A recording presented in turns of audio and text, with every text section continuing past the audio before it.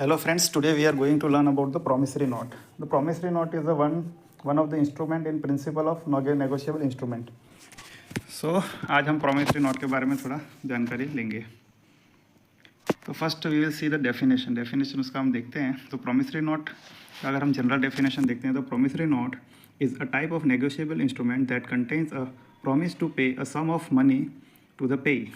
ये एक general definition है as per the promissory note as per the negotiable instrument act 1881 के हिसाब से.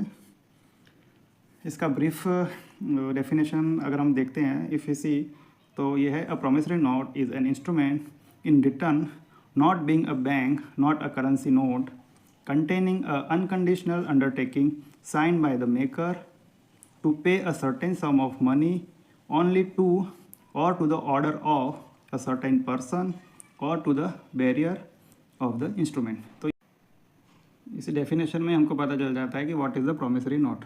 तो प्रोमिसरी नोट का डेफिनेशन में हर एक वर्ड को हम अगर ध्यान से समझे तो it is a undertaking signed by the maker, यानी मेकर का सिग्नेचर है to pay the certain sum amount, यानी कोई एक अमाउंट पे करना है to the order of certain person, यानी सर्टेन पर्सन को ऑर्डर के बेस पे करना है. That is a promissory note.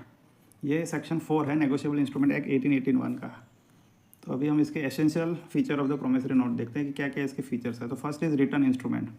तो promissory note must be in return. तो जब कोई भी प्रोमिसरी नोट अगर हम बनाते हैं तो प्रोमिसरी नोट का एक एग्जांपल लेते हैं. जैसे कि ए को बी को कुछ पैसे देने हैं. तो ए ने एक प्रोमिसरी नोट लिखा कि मैं बी को सर्टेन अमाउंट इस डेट को दूंगा, ऐसा करके एक नोट लिखा और उस पर साइन किया, तो वो बन जाता है एक प्रोमिसरी नोट. तो इस नोट के हिसाब से अगर हम देखते हैं तो it's must be written instrument, तो वो रिटर्न होना चाहिए. Second is conditional undertaking, unconditional undertaking. PN must contain an unconditional promise to pay, यानी उसमें कोई कंडीशन नहीं होना चाहिए. अगर मैं बोलता हूँ कि I will pay B to certain amount if he will be pass और he will do this certain activity, तो देयर इज़ अ कंडीशन. मैं बोलता हूँ कि वो एक्टिविटी करेगा तभी मैं उसको, तो इसमें कहा जाता है कि वो सर्टेन एक्टिविटी करेगा तो ही मैं उसको पे करूँगा. तो यहाँ पे एक कंडीशन आ जाता है. So if there is a condition तो it can not be a promissory note. Third is a signed by a maker. तो promissory note must be signed by a maker. जो who is doing the promise he must sign on the promissory note. उसकी sign होनी ज़रूरी है. Specific sum, यानी there is a sum specific amount to pay.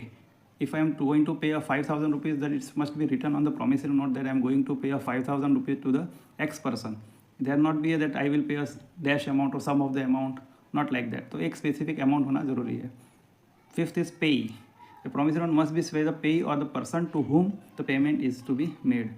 यानी पे, आप जिसको पेमेंट कर रहे हो वो भी एक सर्टेन फिक्स होना चाहिए. मैं ऐसा बोल दूंगा कि मैं 5,000 रुपये पे करूँगा, आई एम गोइंग टू पे 5,000 रुपीज़. टू हुम, किसको पे कर रहा हूँ. If it is not specify then it is not a promissory note. तो अगर वो स्पेसिफाई नहीं है तो वो प्रोमिसरी नोट नहीं है. Six is promise to pay. तो PN must be, promissory note must be contain a promise to pay, not a request और एन ऑर्डर. तो वो प्रॉमिस होना चाहिए पे करने का, रिक्वेस्ट या कोई ऑर्डर नहीं होना चाहिए. That I will pay the certain amount to mister X person, that must be in promise. Seventh is no condition और contingency.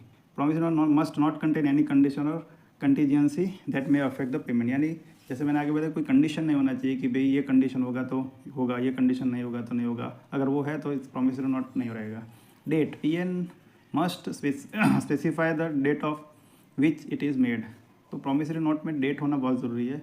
If you are doing the promise to the someone that I will pay this amount to x person on this date, so that date, or when you are doing this promise, that date also must be specified on your promissory note. Maker's capacity. Maker must have a capacity to contract and make the promise. जो भी maker है उसकी capacity होना चाहिए कि that he is going to do the promise. तो this is the essential feature of the promissory note. अभी requirement of a promissory note हम देखते हैं. तो फर्स्ट इज अनकंडीशनल प्रॉमिस. तो इसकी रिक्वायरमेंट ऐसा है, द प्रॉमिस टू पे मस्ट बी अनकंडीशनल. कोई भी प्रॉमिस जो अगर आप पे कर रहे हो तो that must be unconditional. Second is no condition और कंटीजेंसी. कोई कंडीशन या कंटीजेंसी नहीं होनी चाहिए. Specific payment detail. कोई भी आप पेमेंट कर रहे हो, the PN must specify the payment detail including the amount, date and place of the payment. तो ये सारी चीज़ अंदर स्पेसिफिकली होनी चाहिए. Fourth is no ambiguity. The PN must be free from ambiguity and uncertainty. वो अनसर्टेनिटी से free होना चाहिए. तो ये इसकी रिक्वायरमेंट है प्रॉमिसरी नोट को। तो ये 4 कंडीशन अगर फुलफिल होता है then only it will be called as a promissory note. Type of promissory note, अब हम टाइप्स देखते हैं तो there are three types of promissory note: secured promissory note, unsecured promissory note and interest bearing promissory note. तो secure promissory note में है that secured by a mortgage, pledge और other security. तो अब कोई सिक्योरिटी से वो सिक्योर किया होता है कि देख I am paying this amount, otherwise this security will be bear. Unsecured यानी सिर्फ प्रॉमिस किया कि I will pay to this amount, उसके पीछे कोई सिक्योरिटी नहीं है। और interest bearing is a bear interest on the principal of amount. तो आप जब प्रॉमिसरी नोट लिखेंगे there must be written on the time paying this amount and with the 10% of interest on the principal amount. तो that is a interest bearing promissory note. तो ये 3 type of promissory notes हैं। अभी advantage of an promissory note देखते हैं। तो promissory note के advantage क्या है? Easy to create, promissory note are easy to create and do not require any complex formalities, वो ईजिली बन सकता है। Flexibility, PNs can be use to various purpose including loans, advances and credit transfer, ये अलग अलग के लिए use कर सकते हैं, यानी फ्लेक्सिबल है। Negotiability, PN is a negotiable instrument and can be transfer to the third party. इसमें नेगोशिएबिलिटी रहता है, जैसे कि A ने B को एक प्रॉमिसरी नोट दिया है, ही विल पे 5000 टू B। अब B को C को कुछ अमाउंट देना है तो B वो नोट ट्रांसफ़र कर सकता है कि I want to transfer this same amount to C, तो ये ट्रांसफरेबल रहता है। तो इसके रिलेवेंट लॉज हम देख सकते हैं कौन कौन से लॉ है। तो सेक्शन 4, सेक्शन 5, सेक्शन 6 और सेक्शन 7 प्रॉमिसरी नोट के बारे में है। एग्जाम्पल देखते हैं, ये प्रॉमिसरी नोट का एक एग्जाम्पल आपको डिस्प्ले हो रहा है। तो इसमें आप देख सकते हैं कि प्लेस ऑफ द रेसिडेंस है, डेट है, इसमें लिखा है कि डैश मेकर, मेकर का नाम, agree and promise to pay dash, यानी जिसको पे करना है, on order of some dash, यानी कुछ amount that 10 euro 100 euro for value received with interest at the annual rate of dash % payable on after dash date, यानी कौन सी date को पे करना है, कौन सी डेट को प्रॉमिस हो रहा है और कितना अमाउंट विथ कितने इंटरेस्ट के साथ, वो इस पूरी डिटेल इस प्रॉमिसरी नोट में है विथ मेकर सिग्नेचर। तो ये एक एग्जांपल है प्रॉमिसरी नोट का। तो आप लोगों को ये टॉपिक समझ में आ गया होगा। अगर कोई भी आपकी क्वेरी हो तो you can comment me. Thank you for watching this video.